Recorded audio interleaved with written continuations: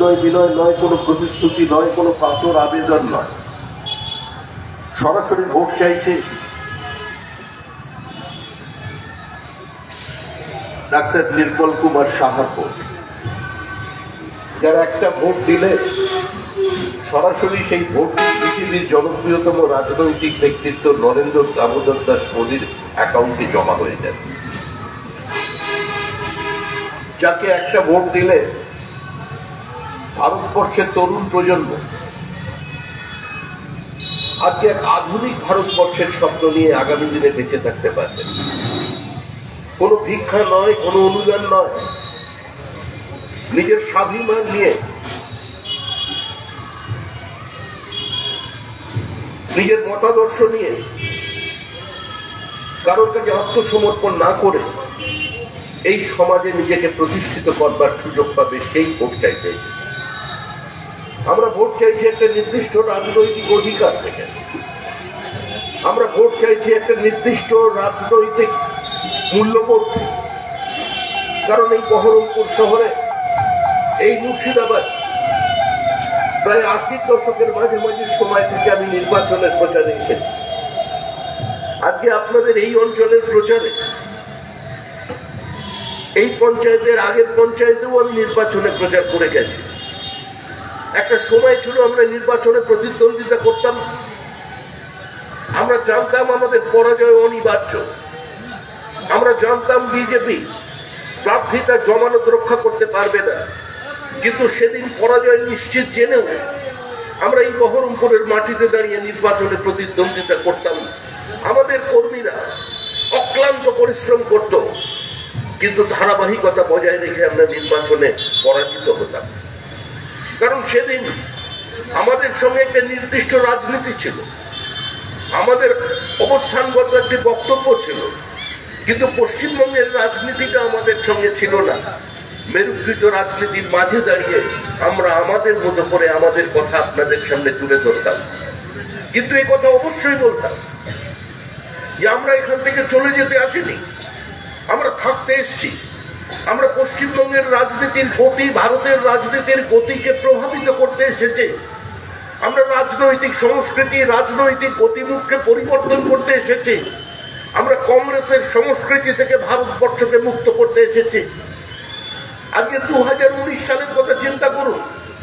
আমাদের রাজ্যের মুখ্যমন্ত্রী তিনি আপনাদের সামনে দাঁড়িয়ে তার দলকে দিয়ে বলিয়ে দিলেন ভবিষ্যৎ ভারতের প্রধানমন্ত্রী হচ্ছেন শ্রীমতী মমতা বন্দ্যোপাধ্যায়। 9টি রাজনৈতিক দলকে নিয়ে কলকাতার ব্রিগেড প্যারেড গ্রাউন্ডে সভা। তিনি হুঙ্কার দিলেন, বললেন দিন শেষ, নরেন্দ্র মোদীর বিদায় আসন্ন, পরাজয় অবশ্যম্ভাবী। যিনি জোটের স্বঘোষিত নেত্রী হিসেবে নিজেকে ব্রিগেড প্যারেড গ্রাউন্ডে প্রতিষ্ঠিত করে দিলেন। নির্বাচন যখন এগিয়ে এলো তখন দেখা গেল একা মমতা বন্দ্যোপাধ্যায় দাঁড়িয়ে আছেন, তার সঙ্গে আর অন্য কোন দল নেই। তখন শুরু হলো নতুন নাটক। 2019 বিজেপি ফিনিশ, 42-42।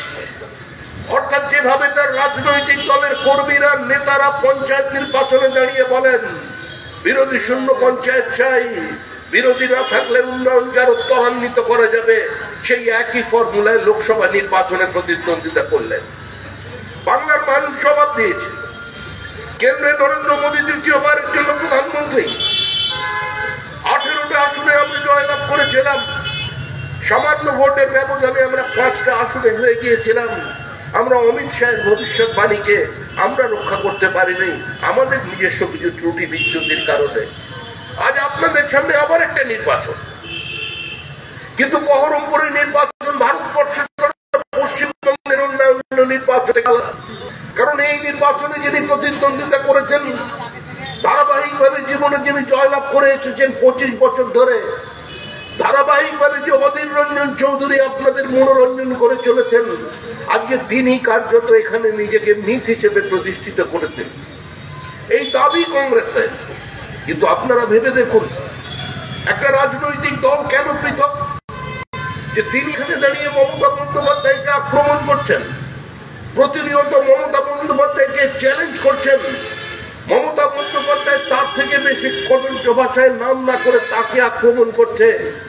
আর সেই মমতা বন্দ্যোপাধ্যায়ের প্রাতিষ্ঠানিক লুট, সীমাহীন দুর্নীতিকে, আজকে তাদের লালসাকে যাতে ঠিকঠাক চরিতার্থ করা যায় তার জন্য কংগ্রেসের সর্বোচ্চ নেতৃবৃন্দ দিল্লিতে সমর্থন করছে। একটা জোট তৈরির গল্প হলো জোট। কার জোট? কিসের জোট? কোন চোখের জলের জোট? কোন রাজনৈতিক মূল্যবোধকে নতুন করে ভারতবর্ষের মাটিতে প্রতিষ্ঠিত করবার জোট? নির্বাচন এগোচ্ছে, জোট থেকে এক একটা করে পাপড়ি খসে পড়ছে। নির্বাচন এগিয়ে আসছে, জোটের এক একটা দল ভাঙছে। কংগ্রেসের নেতারা পদত্যাগ করছেন, রাহুল গান্ধীর বিরুদ্ধে বক্তব্য রাখছে। এই জোটের কোনো অস্তিত্ব কোথাও নেই।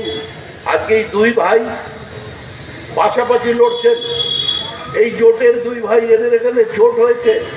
আমরা যারা বিজেপি করি 80-র দশক থেকে আমরা বলে আসছি যে কংগ্রেস এবং সিপিআইএম দুটো পৃথক রাজনৈতিক দল নয়, একে অন্যের পরিপূরক। কংগ্রেসকে ভোট দেওয়ার অর্থ সিপিআইএম কে ভোট দেওয়া, কারণ পশ্চিমবঙ্গে 34 বছর বামপন্থীরা ক্ষমতায় ছিলেন কংগ্রেসের আশীর্বাদ নিয়ে, কংগ্রেসের সহযোগিতা নিয়ে। বারবার এরা অন্ধকারে গোপন প্রেম চালিয়ে যায়। এদের পরকীয়া প্রেম দেখেছে পশ্চিমবঙ্গের মানুষ। পর্দার আড়ালে প্রেম, গাছের ফাঁকে প্রেম, মশারির ভিতরে প্রেম। আমরা বলতাম তোমরা এত দেরি করছো কেন, মালা বদল করে নাও। একবার দেখলাম হঠাৎ কংগ্রেস আর সিপিএম এরা দুজনে মালা বদল করে নির্বাচনে প্রতিদ্বন্দ্বিতা করলো, কিন্তু তারপরে আবার বিচ্ছেদ হয়ে গেল, আবার নতুন করে জোট। কারণ এরা ম্যারেজটাকে রেজিস্ট্রি করতে পারে না। এরা মালা বদল করে কিন্তু সাত পাকে বাঁধা পড়ে না, অগ্নিসাক্ষী নেয় না। অবশেষে এরা দুই ভাই একসঙ্গে দাঁড়িয়ে পড়েছেন। পশ্চিমবঙ্গের মানুষ আজকে জোট বলে কি দেখলেন? 2021 সালের নির্বাচন আমরা পশ্চিমবঙ্গের মানুষের সামনে দাঁড়িয়ে বলেছিলাম তৃণমূল কংগ্রেসকে সরিয়ে দিন, আমাদের একবার সুযোগ দিন। বাংলার মানুষ আমাদের সুযোগ দেননি, কিন্তু আমাদের কিছুদিনের জন্য অভিজ্ঞতা সঞ্চয় করতে দিয়েছেন। বিরোধী দল বানিয়ে দিয়েছে পশ্চিমবঙ্গের, এবং শতাব্দী প্রাচীন কংগ্রেস এবং সিপিআইএম কে পশ্চিমবঙ্গ থেকে মুছে দিয়েছে। এটা মানুষের রায়, এই রায়কে স্বীকার করতে হবে। আজকে তৃণমূল কে তৃতীয়বারের জন্য ক্ষমতায় এনেছে পশ্চিমবঙ্গের মানুষ। বিজেপিকে একমাত্র বিরোধী শক্তি হিসেবে প্রতিষ্ঠা করেছে বাংলার মানুষের কাছে। আমরা সামনে দাঁড়িয়ে মানুষকে বলেছি যে একটাই আপনাদের সামনে পথ খোলা। যদি মনে করেন তৃণমূলকে জেতাতে হবে, যদি মনে করেন তৃণমূল ক্ষমতায় থাকলে আপনার আর্থিক সমস্যার সমাধান হয়ে যাবে, তাহলে তৃণমূল কংগ্রেসকে ভোট দিন। আর যদি মনে করেন বর্তমান প্রজন্ম শুধু নয়, পশ্চিমবঙ্গের পরবর্তী প্রজন্মের স্বার্থে তৃণমূলকে সরিয়ে দেওয়ার প্রয়োজন আছে, তাহলে বিজেপিকে ভোট দিন। বিজেপি ছাড়া তৃণমূলকে অন্য কেউ সরিয়ে দিতে পারবে না। এই সিদ্ধান্ত মানুষ নিয়েছে। একটা উপনির্বাচন হলো সাগরদিঘির উপনির্বাচন। আপনাদের সাগরদিঘিতে কংগ্রেসের প্রার্থী জয়ী হয়ে গেলেন। কংগ্রেসের কি আনন্দ যে কংগ্রেস নতুন করে মাথা তুলে দাঁড়িয়েছে। বামপন্থীরা বলছেন বিজেপি থেকে বিভ্রান্তি কেটেছে মানুষের। মানুষ এখন নতুন যুগের সন্ধান করছে। বাংলার নতুন দিগন্ত খুলে দেবে কংগ্রেস আর সিপিআইএম। আমরা বলতে পারি জয় কংগ্রেসের জয় নয়, এই জয় তৃণমূল কংগ্রেসের পরাজয়। মানুষ তৃণমূলের ঔদ্ধত্যের বিরুদ্ধে, নীতিহীনতার বিরুদ্ধে, লুঠের বিরুদ্ধে, ভ্রষ্টাচারের বিরুদ্ধে, গণতন্ত্রকে বাজেয়াপ্ত করবার বিরুদ্ধে ভোট দিয়েছে। কিন্তু কে কার কথা শোনে? অধীরবাবু বেরিয়ে পড়লেন আনন্দে। দীর্ঘদিনের খরা কাটিয়ে সন্তান লাভ হয়েছে কংগ্রেসের ছেলে হয়েছে, সিপিএম এরও আনন্দ। একদিকে অধীরবাবু চললেন অন্নপ্রাশনের ব্যবস্থা করতে, ভেন্যু ঠিক করতে, আর অন্যদিকে মোহাম্মদ সেলিম তিনি নেমে পড়লেন পশ্চিমবঙ্গের বিভিন্ন জায়গায় ঘুরে ঘুরে মেনু তৈরি করতে। কিন্তু যে ছেলেকে জন্ম দিয়েছিলেন ছেলের দিকে লক্ষ্য রাখেননি। ছেলে হামাগুড়ি দিতে শিখেই 1-2 মাসের মধ্যেই উল্টো দিকের বাড়িতে তৃণমূল কংগ্রেসে চলে গেল। আজকে সাদের রাজনীতি। আরেকটা নির্বাচন, ধূপগুড়ির উপনির্বাচনে সেই বাইনারি আবার পশ্চিমবঙ্গের মানুষ তৈরি করে দিলেন যে তৃণমূলকে হারাতে পারে বিজেপি, তাই তৃণমূলকে নয় কংগ্রেস সিপিএম নয়, সরাসরি বিজেপিকে ভোট দিন। আমরা এসেছি আপনাদের সামনে সেই ভোট চাইতে, কিন্তু এই ভোট তৃণমূলের শুধু বিরুদ্ধের ভোট নয়। কারণ এই যে নির্বাচনটা হচ্ছে প্রতিযোগিতাহীন নির্বাচন, সারা দেশে ভোটের শতাংশ কমছে। কারণ কি? আরে আমাদেরও তো বিরোধী আছেন, নির্মল শাহরও তো সমালোচক আছেন। একটা মানুষের তো প্রত্যেকে সমর্থক হতে পারে না। নরেন্দ্র মোদীর বিরোধী আছেন, বিজেপি দলের বিরোধী আছেন, অন্য রাজনৈতিক দলের সমর্থকও আছেন, যারা নরেন্দ্র মোদীকে ভালোবাসলেও শেষ বেলায় হয়তো বিজেপি ভোটটা নিজের দলকে দেবেন। সেই মানুষগুলো ভোট দিচ্ছেন না, অনেক কম সংখ্যক ভোট পড়ছে। কারণ তারাও জানেন নির্বাচনের ফলাফলটা কি। প্রতিযোগিতাহীন নির্বাচন, বিরোধী নেই, প্রতিপক্ষ নেই, জোট নেই, সংঘবদ্ধ গণ আন্দোলন নেই, কমন মিনিমাম প্রোগ্রাম নেই। কোথা থেকে আসছে সেই অতীতের স্মৃতি নেই, কোথায় দাঁড়িয়ে আছে সেই বর্তমানের গতি নেই, কোথায় নিয়ে যাবে ভারতবর্ষকে ভবিষ্যতের সেই ঠিকানা জানা নেই। তারা আজকে নির্বাচনে প্রতিদ্বন্দ্বিতা করছেন। কার সঙ্গে কার লড়াই? আরে বিজেপি লড়াই করছে, বিজেপির সেট করার রেকর্ডের সঙ্গে। আমাদের এই লড়াই ব্যবধান বাড়ানোর লড়াই, এই লড়াই তৃণমূল কংগ্রেসের কাছে মার্জিন কমানোর লড়াই। তৃণমূল চলে গেছে, তৃণমূল বিদায় নিয়েছে, তৃণমূলের অন্তিম যাত্রা শুরু হয়ে গেছে। একটা রাজনৈতিক দল যাদের একমাত্র লক্ষ্য ছিল সিপিএম বিরোধিতা এবং সিপিএম বিরোধিতা, সিপিএম শেষ। আজকে তৃণমূল কংগ্রেস তাদের রাজনৈতিক প্রাসঙ্গিকতাকে হারিয়ে ফেলেছে। একটা রাজনৈতিক দল তৃতীয়বারের জন্য ক্ষমতায়, অজস্র চাটুকার তাদের, সিলেক্টিভ প্রতিবাদীদের তাদের কাছে ভিড়। শেষ পর্যন্ত আজকে বহরমপুরের ময়দানে নামানোর জন্য বহিরাগত যারা বলেন, যে দল থেকে প্রকাশ্যে বলা হয় যে বিহার উত্তরপ্রদেশের খৈনি থুতুতে আমরা কলকাতার লোহায় জং ধরতে দেব না, একজন বিহারী বাবুকে নিয়ে এসেছেন আসানসোলে। আর গুজরাটের বিরুদ্ধে এত ঘৃণা ছড়ানোর পর একজন গুজরাটকে ধরে এনেছেন এখানে। এখন বহরমপুরের মানুষ চিন্তা করবেন আপনারা কোথা থেকে সার্টিফিকেট নেবেন। আমরা তো পরিষ্কার দাঁড়িয়ে বলছি, ওই বহরমপুরের কল্পনা সিনেমার মোড়, একটু এগিয়ে গেলেই ডক্টর নির্মল শাহর বাড়ি, আর একটু এগিয়ে গেলেই বিজেপির পার্টি অফিস। সার্টিফিকেটের প্রয়োজন হলে কল্পনা সিনেমার ওখানে যাবেন, না এখান থেকে গুজরাট গিয়ে আপনার ছেলে মেয়েদের জন্য সার্টিফিকেট নিয়ে আসবেন। আপনাদের চিন্তা করতে একটা রাজনৈতিক দল লক্ষ্য শুধুমাত্র ব্লক ভোট, সংখ্যালঘু ভোট। আরে সংখ্যালঘুদের চিন্তা করতে হবে আজকে এখানে মুসলমান ভাই বোনেদের। গত 12 বছর ধরে তৃণমূল কংগ্রেস ক্ষমতায়, রাজ্যে যত রাজনৈতিক খুন হয়েছে তার মধ্যে 90% বেশি কেন সংখ্যালঘু। যদি গত 1 বছরের হিসাব ধরেন, যত কটা খুন হয়েছে তার 99% খুন হয়েছে সংখ্যালঘুরা। মারছে মুসলমান, মরছে মুসলমান। কে এই পরিস্থিতি তৈরি করেছে? কে মুসলমানদের বক্র হয়ে জীবন্ত পুড়িয়ে মেরেছে? কাদের কারণে মুসলিম গ্রামগুলোর মধ্যে সংঘর্ষ বাড়ছে? কাদের কারণে মুসলমান গ্রামের মধ্যে বোমা গুলির আজকে এত আমদানি শুরু হয়েছে? কাদের কারণে দিনের পর দিন শিক্ষার দিক থেকে, আজকে ব্যবসায়িক সাফল্যের দিক থেকে সংখ্যালঘুরা পিছিয়ে পড়ছেন? অধীর রঞ্জন চৌধুরী তো দীর্ঘদিন মনোরঞ্জন করেছেন। 25 বছরের সাংসদ তিনি।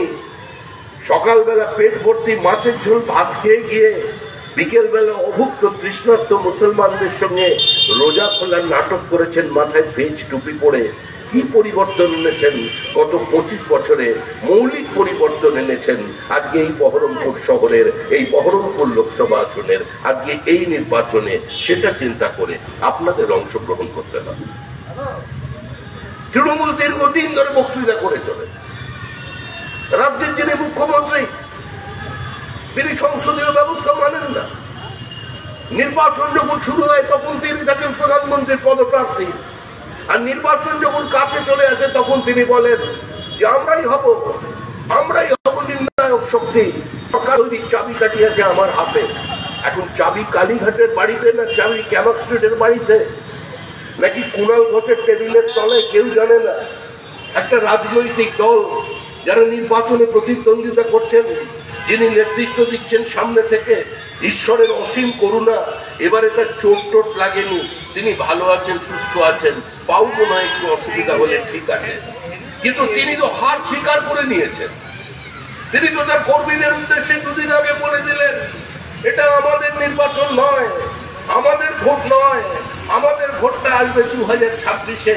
আমি জানি না 2026 পর্যন্ত এই সরকারটা টিকে থাকবে কিনা। অর্থাৎ এই লড়াইয়ে তৃণমূল কংগ্রেস নেই। তৃণমূল কংগ্রেস জানে পরাজয় অবশ্যম্ভাবী, পাহাড়ের তৃণমূল কংগ্রেস নেই। বলেছিলেন পাহাড় হাসছে, জগমলকে হাঁকিয়েছেন মমতা বন্দ্যোপাধ্যায়, দার্জিলিং এ হেরেছেন, আলিপুরদুয়ারে হেরেছিলেন, জলপাইগুড়িতে হেরেছিলেন, মালদা উত্তরে হেরেছিলেন, মালদা দক্ষিণে হেরেছিলেন, উত্তরবঙ্গে কোনো আসন পাননি, বালুরঘাটে হেরেছেন, রায়গঞ্জে হেরেছেন 2019 সালে। এবারে প্রথমেই ওখানে চলে গেল, এত বেশিবার গেলেন উত্তরবঙ্গে, কেউ বিশ্বাসই করতে পারছে না। এক কেন্দ্রে মুখ্যমন্ত্রী 4 বার পৌঁছে যাচ্ছেন, ওখানে গিয়ে খালি বলছেন একটু জায়গা দাও মাগো মন্দিরেতে বসি। বারবার আঁচল পেতে বলছেন ফিরাবে কি শূন্য হাতে। কিন্তু এবারে উত্তরবঙ্গের মানুষ তৃণমূল কংগ্রেসকে হারিয়ে দিয়েছে, উত্তরবঙ্গের তৃণমূল নেই। এই নির্বাচন প্রতিদ্বন্দ্বিতাবিহীন নির্বাচন হচ্ছে। আপনারা দীর্ঘদিন অধীর বাবুকে এখান থেকে নির্বাচিত করেছেন, দীর্ঘদিন তার নির্বাচনের পদ্ধতি দেখেছেন, অধীর রঞ্জন চৌধুরীর রাজনৈতিক উত্থান পতন দেখেছেন, মন্ত্রী অধীর চৌধুরীকে দেখেছেন, বিরোধী অধীর চৌধুরীকে দেখেছেন, গ্রেপ্তার হওয়া জেলে যাওয়া অধীর চৌধুরীকে দেখেছেন, মন্ত্রীর অধীর চৌধুরীকে দেখেছেন, নির্দল প্রার্থী অধীর চৌধুরীকে দেখেছেন, কংগ্রেসের নেতা লোকসভার মধ্যে অধীর চৌধুরীকে দেখেছেন, সাসপেন্ড হওয়া অধীর চৌধুরীকে দেখেছেন। কিন্তু কালের দেওয়ালে যে লেখা হয়ে গেছে যে 2024 সালের 15ই আগস্ট দিল্লির লালকেল্লা থেকে আবার জাতিকে সম্বোধন করবেন নরেন্দ্র দামোদর দাস মোদী, তৃতীয়বারের জন্য প্রধানমন্ত্রী নরেন্দ্র দামোদর দাস মোদী, 400 পেরিয়ে যাওয়া ইন্ডিয়াকে নিয়ে নরেন্দ্র দামোদর দাস মোদী। সারা পৃথিবীতে যখন মন্দা চলছে, ভারতীয় অর্থনীতিকে স্থির জায়গায় দাঁড় করিয়ে রাখার যিনি করিশ্মা দেখিয়েছেন, সেই নরেন্দ্র দামোদর দাস মোদী আজকে আপনাদের কাছে নির্বাচনে প্রতিদ্বন্দ্বিতা করে ভোট চাইছেন। যিনি বিপরীত অর্থনৈতিক পরিস্থিতির মধ্যে দাঁড়িয়ে তার 56টা সামাজিক প্রকল্পের সঙ্গে সমঝোতা করেননি, সেই নরেন্দ্র মোদী আপনাদের কাছে এসছেন ভোট চাইতে। যে নরেন্দ্র মোদী কোভিড কালে 80 কোটি মানুষকে বিনা পয়সায় রেশন দিয়েছেন, আগামী 5 বছর দেবেন, সেই নরেন্দ্র মোদীর হয়ে আমরা আপনাদের কাছে এসেছি নির্মল সাহার মাধ্যমে ভোট চাইতে। যিনি 120 কোটি দেশে 2 বার করে ভ্যাকসিন দিয়েছেন, 62টা দেশের পাশে যিনি দাঁড়িয়েছেন, যার প্রতি সম্ভ্রম জানাতে আজকে বিভিন্ন দেশ লাল কার্পেট পেয়েছে, সমস্ত প্রোটোকল ভেঙে একটি দেশের রাষ্ট্রপ্রধান যার পদস্পর্শ করে প্রণাম করছেন, সেই নরেন্দ্র মোদী আপনাদের দরজায় এসেছে নির্মল সাহার মাধ্যমে ভোট চাইতে। কাকে ভোট দেবেন? আমরা আপনাদের কাছে এসেছি সরাসরি ভোট চাই। ভোট আপনার ভোট, আপনার পরিবার ভোট, দলের ভোট, সংঘবদ্ধ মানুষের ভোট, একটি নির্দিষ্ট লক্ষ্যে ভারতবর্ষকে নিয়ে যাওয়ার ভোট, একটি গতিশীল অর্থনীতির ভোট, ভারতবর্ষের তরুণ প্রজন্মকে স্বপ্ন দেখানোর ভোট। ভারতবর্ষের তরুণ প্রজন্ম স্বপ্ন দেখছে, তারা বুঝতে পারছে আগামী 5 বছর পর ইউরোপের কোন ডিপার্টমেন্টাল স্টোরে ডলার নিয়ে নয়, ইউরো নিয়ে নয়, পাউন্ড নিয়ে নয়, রুপি নিয়ে মার্কেটিং করবেন একজন ভারতীয়।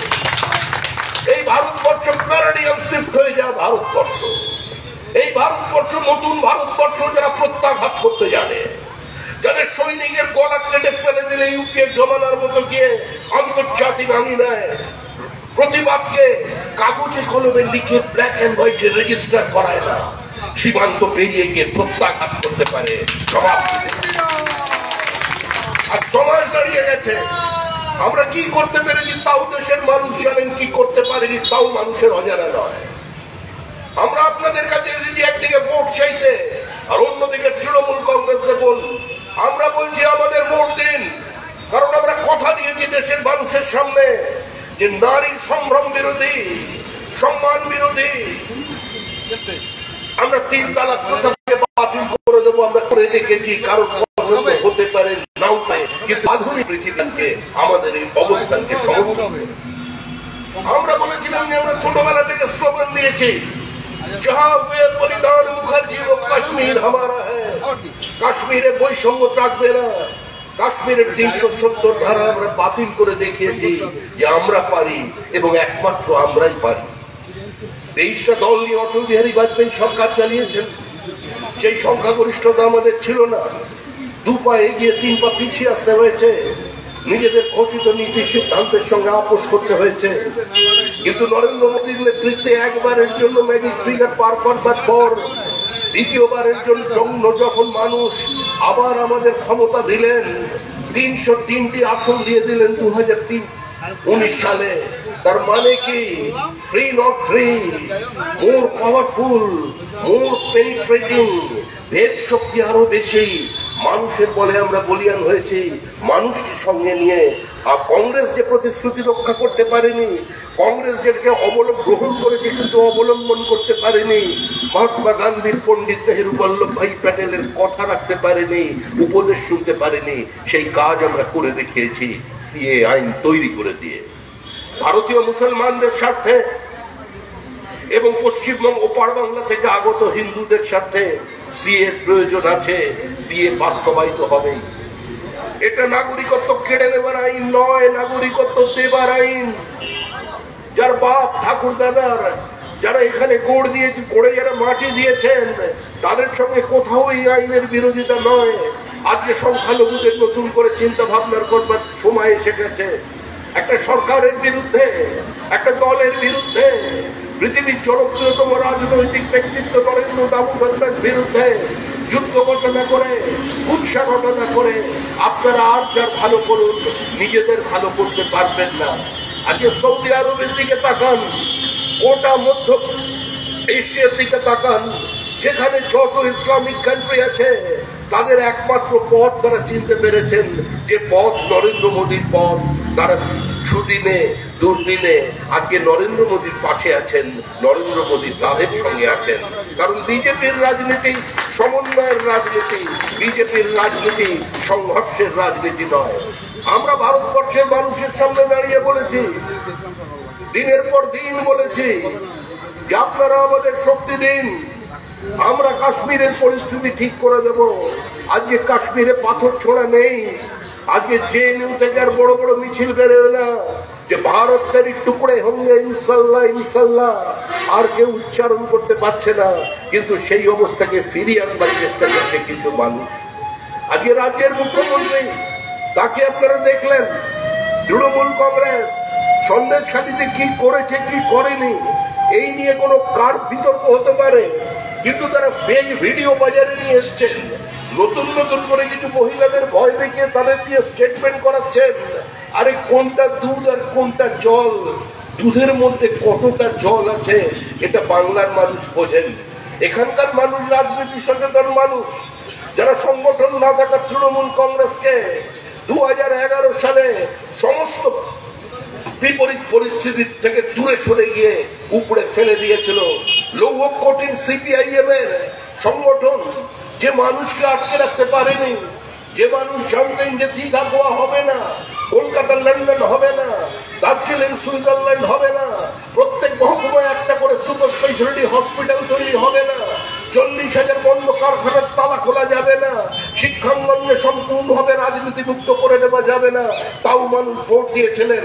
মানুষ ভোট দিয়েছিলেন ঔদ্ধত্যের বিরুদ্ধে, নীতিহীনতার বিরুদ্ধে, গণতান্ত্রিক ব্যবস্থাকে বাজেয়াপ্ত করবার বিরুদ্ধে, প্রতিবাদকে রক্তাক্ত ক্ষত বিক্ষত করার বিরুদ্ধে ক্ষমতায় এসেছেন মমতা বন্দ্যোপাধ্যায়। কিন্তু দুর্ভাগ্য এটাই, একটা রাজনৈতিক দল যারা এই মুহূর্তে পশ্চিমবঙ্গের ক্ষমতায় আছেন, তারা গণতন্ত্রের প্রাথমিক শর্ত রাইট টু ডিসেন্ট, বিরোধিতার অধিকারে বিশ্বাস করে না। একটা রাজনৈতিক দল যারা সংবিধানের শপথ নিয়েছে, তারা সাংবিধানিক ব্যবস্থাকে মানে না। একটা রাজনৈতিক দল যারা বহুদলীয় ব্যবস্থার মধ্যে অংশগ্রহণ করে ভোটের রাজনীতির মধ্যে দিয়ে ক্ষমতায় এসেছে, তারা বিরোধিতাকে স্বীকার করতে পারে না, বিরোধী দলের অধিকারকে বাজেয়াপ্ত করে, বিরোধী দলকে সভা সমিতি করতে দেয় না। আজকে এই যে প্রচার চলেছে, সমস্ত বহরমপুর শহরের সমস্ত রাস্তার মোড় তৃণমূল কংগ্রেসের নামে পুলিশের সহযোগিতায় আগে থেকেই তারা নিয়ে ফেলেছেন। বিজেপির সভা করতে দেওয়া যাবে না, তারা আজকে নির্বাচনে প্রতিদ্বন্দ্বিতা করছেন।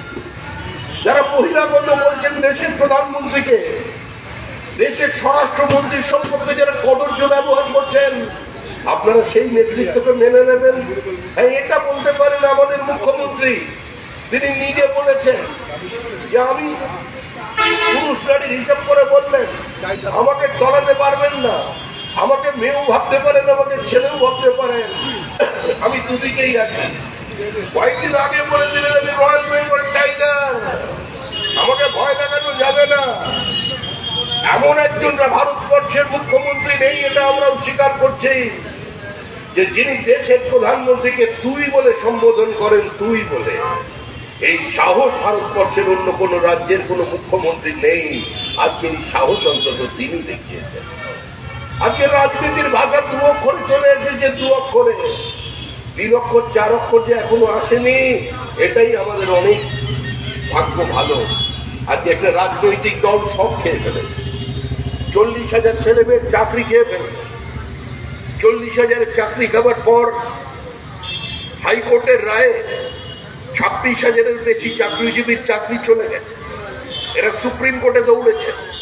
তৃণমূল কংগ্রেসের অ্যাপয়েন্ট করা কংগ্রেসি উকিল তিনি প্রধান বিচারপতির কাছে বলছেন যে হাইকোর্ট নির্দেশ দিয়েছে যে ওই যে ক্যাবিনেটটা ওখানে আছে, ওই ক্যাবিনেট যে একটা সংখ্যা বহির্ভূত কিছু পোস্ট তৈরি করেছে, তার জন্য তাদের বিরুদ্ধেও তদন্ত করা হবে।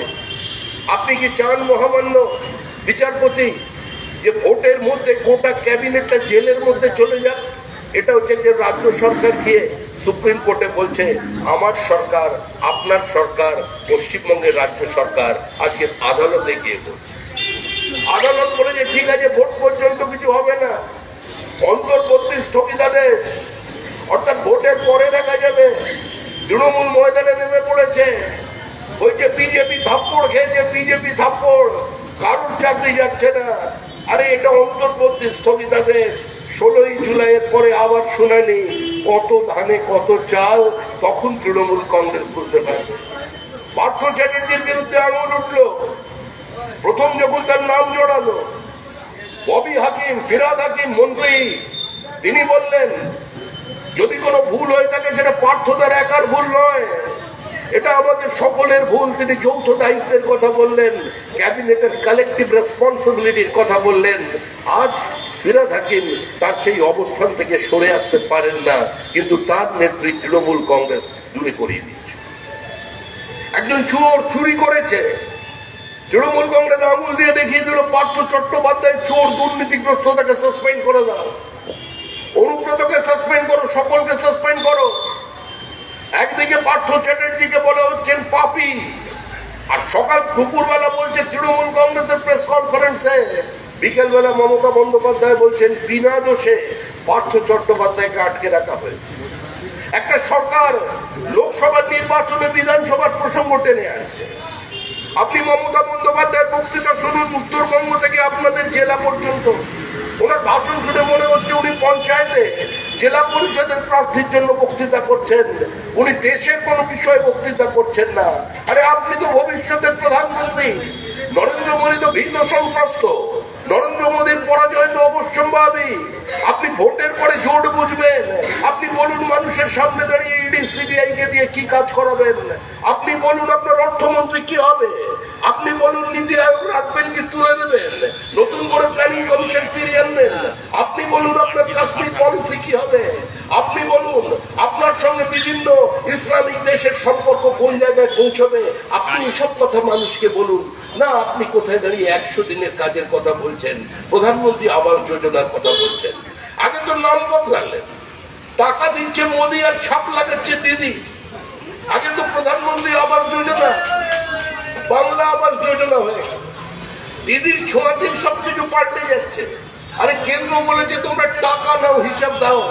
মুখ্যমন্ত্রী বলছেন টাকা নেওয়া আমার অধিকারের মধ্যে পড়ে, কিন্তু হিসাব দেওয়াটা আমার স্বভাবের মধ্যে পড়ে না, আমি হিসাব দেব।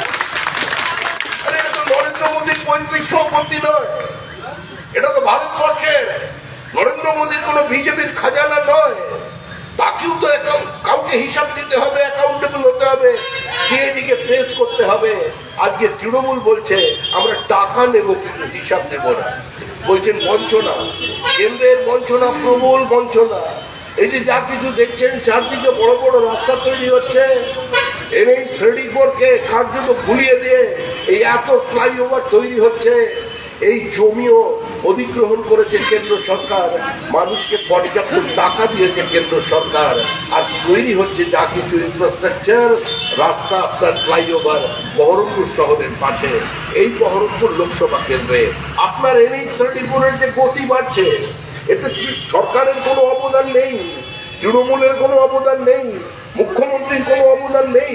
মুখ্যমন্ত্রী কিছু মানুষকে খেপিয়ে দিয়ে, মামলা করে, জটিলতা বাড়িয়ে আজকে NH 34, যেটা আমাদের মেরুদণ্ডের মতো, ওটা পশ্চিমবঙ্গের মধ্যে যেটা দাঁড়িয়ে আছে, উত্তর ভারত পূর্ব ভারতের সঙ্গে একমাত্র যোগাযোগের আসল রাস্তা, সেটাকে ধ্বংসের পথে রেখে দিয়েছেন।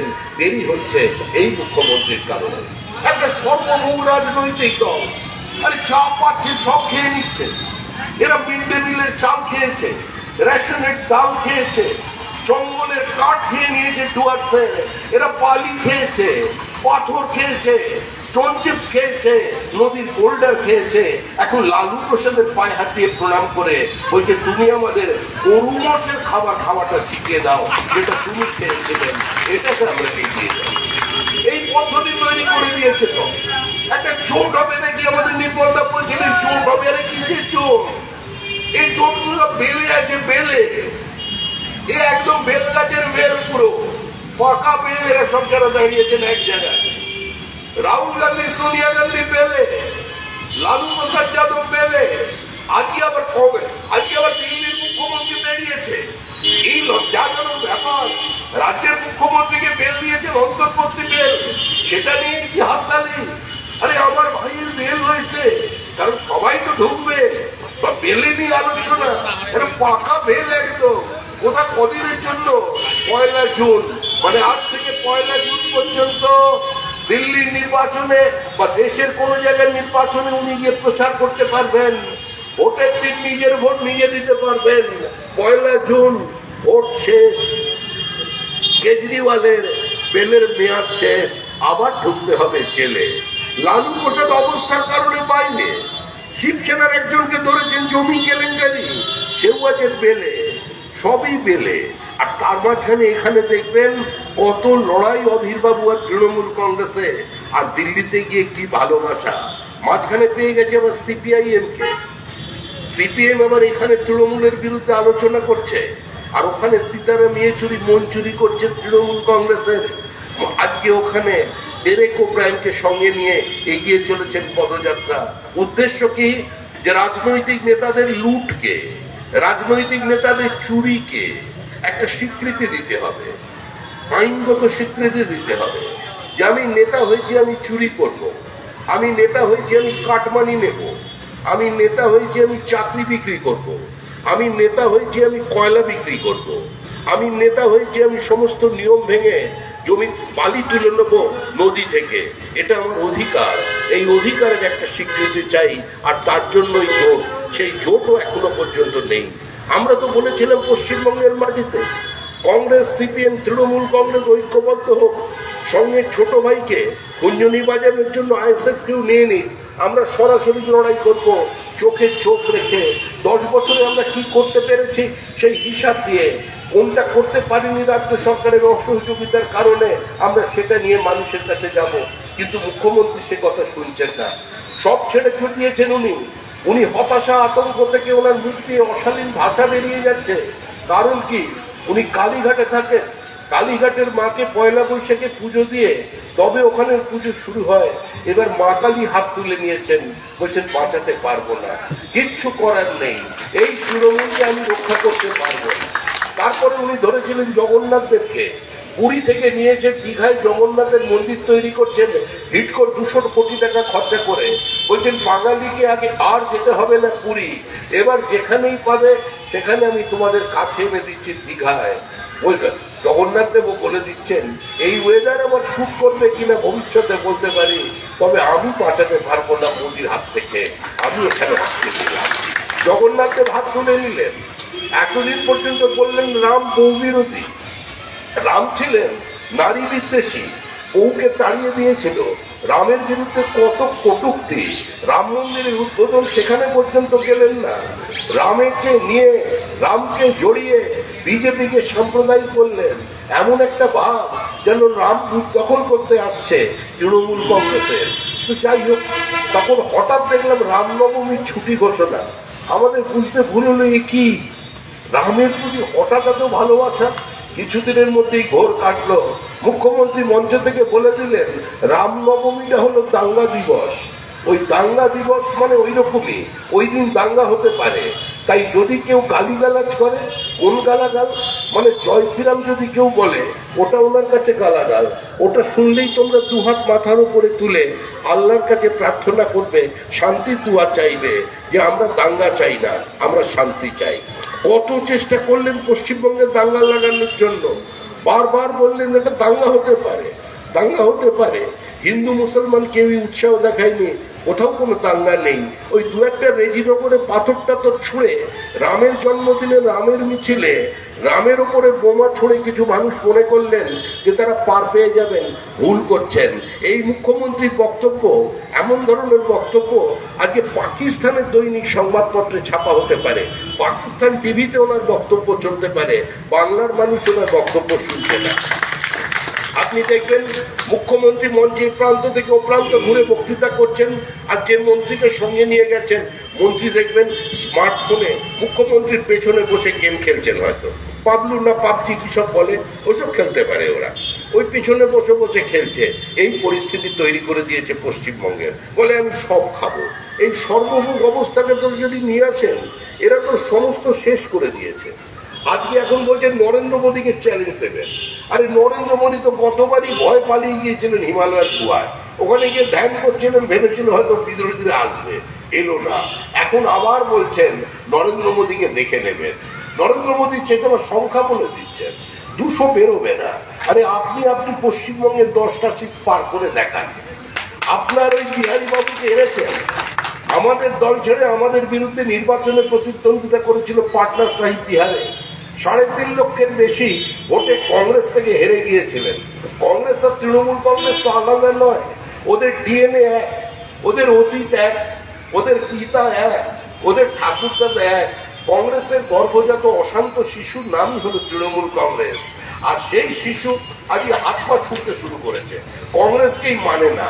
আবার ওরা বলছে এসে এখানে যে তারা সমস্ত কিছু পরিবর্তন করে দেবে, বলছে আমি 200 সিট পাবে না বিজেপি। আরে আপনি পশ্চিমবঙ্গে 10 পার করে দেখান। তৃণমূল নেই, বিশ্বাস করুন তৃণমূল নেই। তাই এখানে আমাদের সঙ্গে লড়াই আছে তৃণমূলে, অধীরবাবুর লড়াই থেকে দূরে। এই কথা মানুষ জানেন, কারণ মানুষ দীর্ঘদিন অধীরবাবুর উপরে নির্ভর করেছেন, তাকে বিশ্বাস করেছেন, তাকে গ্রহণ করেছেন, তাকে ভালোবেসেছেন, তাকে পরীক্ষা করেছেন, এবারে তাকে প্রত্যাখ্যান করে দিয়েছেন। এই লড়াই গোটা রাজ্য জুড়ে চলেছে, তৃণমূল আর বিজেপির লড়াই। এই লড়াই অপ্রাসঙ্গিককে প্রাসঙ্গিক আপনারা করে দেবেন কিনা আপনাদের চিন্তা করতে হবে। আপনারা কল্পনা সিনেমা হলে যাবেন না গুজরাটে যাবেন, সেটা আপনাদের ভাবতে হবে। আপনারা কাকে ভোট দেবেন, আপনারা ব্যক্তি হিসেবে আমরা তো বলতে পারি, আরে আমরা যাকে প্রার্থী হিসেবে দাঁড় করেছি মানুষ তাকে চেনে, তার বিশ্বাসযোগ্যতা মানুষের কাছে আছে। গ্রামের মানুষ তার সার্টিফিকেট দেবেন, তার সার্টিফিকেটের জন্য বিজেপির কোনো নেতা প্রয়োজন হবে না, তাকে কোনো বিজেপির নেতাকে ইন্ট্রোডিউস করাতে হবে না। এই বহরমপুর লোকসভা কেন্দ্রের মধ্যে তিনি আপনাদের হয়ে একজন পরিচ্ছন্ন ভাবমূর্তির মানুষ, রাজনীতি থেকে দূরে থাকা মানুষ, নির্দিষ্ট রাজনৈতিক মতাদর্শ বা নির্দিষ্ট মূল্যবোধ বা নির্দিষ্ট একটি রাজনৈতিক পরিবারের বিশ্বাস থাকা মানুষ, তার সেটা ছিল, তার সেটা ভিতরে ছিল। কিন্তু আজকে প্রয়োজনে নরেন্দ্র মোদীকে শক্তিশালী করতে, পশ্চিমবঙ্গের রাজনীতির একটি গতিমুখের পরিবর্তন করে ভবিষ্যৎ প্রজন্মকে রক্ষা করবার জন্য আজকে তাকে আমরা এখানে নির্বাচনে আপনাদের সামনে প্রতিদ্বন্দ্বিতা করাচ্ছি। কিন্তু প্রার্থী ডক্টর নির্মল কুমার সাহা, তিনি শুধু প্রার্থী নন, তিনি প্রতিনিধি। এই নির্বাচনে একজনই প্রাসঙ্গিক, তিনি হলেন নরেন্দ্র দামোদর দাস মোদী। পৃথিবীর জনপ্রিয়তম রাজনৈতিক ব্যক্তিত্ব নরেন্দ্র দামোদর দাস মোদী, যিনি ভারতবর্ষের অর্থনীতিকে নির্দিষ্ট জায়গায় পৌঁছে দিয়েছেন। সারা পৃথিবী যাতে সম্ভ্রম করছে। অপ্রাসঙ্গিক ভারতবর্ষ, সেই অপ্রাসঙ্গিক পররাষ্ট্র ক্ষেত্রে ভারতবর্ষকে পৃথিবীর যে কোনো উত্তপ্ত ঘটনায় যদি শান্তি প্রতিষ্ঠা করতে হয়, তাকে মানুষ ডাকছেন, এই দেশকে ডাকছেন। যিনি ভারতবর্ষের যে পর্যায়ে কংগ্রেস বা অধীর বাবুর পার্টি পৌঁছে দিয়েছিল, দুর্নীতির পঙ্কিলতায় নিমজ্জিত অবস্থা তৈরি করে দিয়েছিল, আজকে তার বিরুদ্ধে মানুষ আজকে এগিয়ে এসেছে রাজনৈতিক অবস্থানকে একটু পরিচ্ছন্ন করে দেওয়ার জন্য। তাই বেলা শেষে আমরা এখানে আবেদন করছি, এই অঞ্চলের মানুষের আগেও বিজেপিকে সমর্থন করেছে, কিন্তু এই নির্বাচনটা দেখুন দেশ গড়ার নির্বাচন, কেন্দ্রে একটা শক্তিশালী স্থায়ী নির্ণায়ক সরকার তৈরির নির্বাচন। এই নির্বাচন নর্দমা পরিষ্কার নির্বাচন নয়, এই নির্বাচন পানীয় জলের নির্বাচন নয়, কিন্তু অবশ্যই প্রত্যেকের বাড়িতে নির্দিষ্ট সময়ে কেন্দ্রীয় সরকারের টাকায় প্রতি বাড়িতে কল এবং প্রতি বাড়িতে নলে ওই জলের ব্যবস্থা করে দেওয়ার নির্বাচন। অবশ্যই কি করতে পেরেছেন নরেন্দ্র মোদী তা আপনারা জানেন, কি করতে পারেনি তাও আপনারা জানেন, কিন্তু এই নির্বাচনে অন্য কেউ প্রাসঙ্গিক নয়। বহু পথ অতিক্রম করে মমতা বন্দ্যোপাধ্যায় ক্লান্ত, পরিশ্রান্ত, তার বিশ্রামের প্রয়োজন। তৃণমূলের বিদায় আসন্ন। দার্জিলিং পাহাড় হাসছে, পাহাড়ে তৃণমূলের পতাকা নেই, ডুয়ার্সে তৃণমূলের প্রার্থীর দেখা নেই, দার্জিলিং নেই, জলপাইগুড়ি নেই, আলিপুরদুয়ার নেই, রায়গঞ্জ নেই, বালুরঘাট নেই, কোচবিহার নেই, উত্তর মালদা নেই, দক্ষিণ মালদা নেই। উত্তরবঙ্গের মানুষ তৃণমূলকে বিদায় জানিয়ে দিয়েছেন, মুখ্যমন্ত্রীকে টাটা করে দিয়েছেন। বলেছিলেন আপনি পাহাড়ে এসে মোমো বানিয়েছিলেন, আপনি এখন আমাদের কথা চিন্তা করবেন আর বাড়িতে বসে মোমো তৈরি করবেন, খাবেন, সুস্থ থাকবেন, ভালো থাকবেন, আনন্দে থাকবেন। এবার মধ্যবঙ্গের নির্বাচন ফারাক্কা পেরিয়ে নির্বাচনের চেহারা আপনি দেখলেন, ওই দুই ভাইয়ের খেলা। সারা পশ্চিমবঙ্গ জাহান্নামে চলে যায়, কিন্তু মোহাম্মদ সেলিম আর অধীর চৌধুরী যদি নিজেদের ঠিক রাখতে পারেন নিজ নিজ দলেই, তাতেই তারা সন্তুষ্ট। তাই তাদের রাজনীতি থেকেও আপনার বেরাতে হবে। আমরা আবার বলছি, এই নির্বাচনে লেখা হয়ে গেছে যে লালকেল্লায় মোদি আর রেড রোডে দিদি, মানে ওখানে উনি পতাকা তুলবেন, রেড রোডে দিদি স্যালুট নেবেন। 2024 সাল কিন্তু 25-এর গ্যারেন্টি নেই, কারণ এই সরকারটা 25 পর্যন্ত থাকবে না। এদের অন্তর্জলী যাত্রা শুরু হয়ে গেছে। বাবুঘাটে আবার আরতির ব্যবস্থা করে দিয়ে ফেরা দেখেন, ওই ঘাটেই বিসর্জন হবে। গঙ্গা যাত্রা অবশ্য না, ওই যে আমাদের একজন গঙ্গাধর বলে একটি ছেলে যার একটা ফেক ভিডিও বার করেছে, সেটাকে নিয়ে এখন চারিদিকে ঘুরে বেড়াচ্ছে, কোনো কাজ নেই, দেশের কোনো কথা নেই, বলছে সন্দেশখালীর মহিলাদের ফেক ভিডিও। ওই গঙ্গাধরের হাত ধরেই তৃণমূলের গঙ্গা যাত্রা হয়ে যাবে। তৃণমূলের গঙ্গা যাত্রা অবশ্যম্ভাবী, কেউ বাঁচাতে পারবে না। তাই এই নির্বাচনে আপনাদের মাঝখানে থেকে একটা জীবনের নতুন ভূমিকায়, জীবনের নতুন অধ্যায়ের সূচনা করতে চলেছেন আপনাদের মধ্যে লব্ধ প্রতিষ্ঠিত চিকিৎসক, যিনি নিজ গুণে স্বমহিমায় সমাজে প্রতিষ্ঠিত। আজকে তিনি জীবনের একটা নতুন অধ্যায় সূচনা করছেন, সেই তাতে প্রবেশ করছেন। তার যাত্রাপথ যাতে মসৃণ হয়, তার ভোটের ব্যবধান যেন বাড়ে, ওই 20,000 30,000 হবে না, একটু উঁচুতে তুলতে হবে, লাখ পেরোতে হবে। কারণ 3 জন প্রার্থীর মধ্যে উনি প্রাসঙ্গিক। আপনাকে সেই ডক্টর নির্মল কুমার সাহাকে আপনাদের মাঝখানে কাজ করবার সুযোগ দিন। ডাক্তারিও করেছেন এতদিন, পয়সা নিয়েও দেখেছেন, বিনা পয়সাতেও দেখেছেন, নিজের যতটা যাওয়ার দরকার তার থেকে আর একটু বেশি এগিয়ে গিয়েও করেছেন। কার কার জন্য করেছেন নাম বলে কাউকে লজ্জা দেওয়ার প্রয়োজন নেই, আরো করবেন, ওটাও করবেন, এটাও করবেন, কিন্তু আপনাদের মাঝখানে থাকবেন। নমস্কার, সবাই ভালো থাকবেন। বন্দে মাতরম, ভারত মাতার জয়।